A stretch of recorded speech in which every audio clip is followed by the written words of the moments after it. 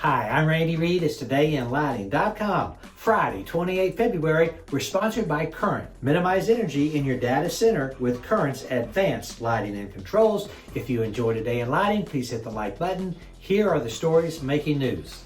We're excited to announce a new media platform, Tonight in Controls, hosted and produced by industry expert Webster Marsh. The Tonight in Controls podcast will be part of the Edison Report Media Network, featuring a unique nighttime aesthetic while covering critical topics, trends, and advancements in the controls sector.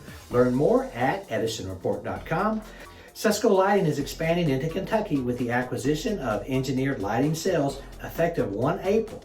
This strategic move strengthens Sesco's presence and enhances its ability to serve the region. They continue marching north. Read more at edisonreport.com. Pharaoh's Architectural Controls will showcase new product updates at Leducation 2025, including the latest Expert software release, enhanced RDM support, and the Expert Touch mobile app. This also marks their first event since opening a new U.S. office in Denver. San Francisco's Bay Bridge now features bright, high Kelvin LED lights, sparking concerns about their impact on humans and the environment. Michael Colligan, the host of Restoring Darkness podcast, questions whether project leaders considered these risks. We link to that episode at edisonreport.com.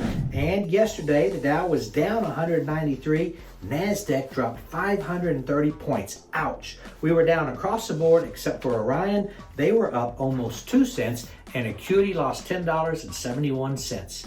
That's it. Go light up the world. Have a great weekend. Pray for peace.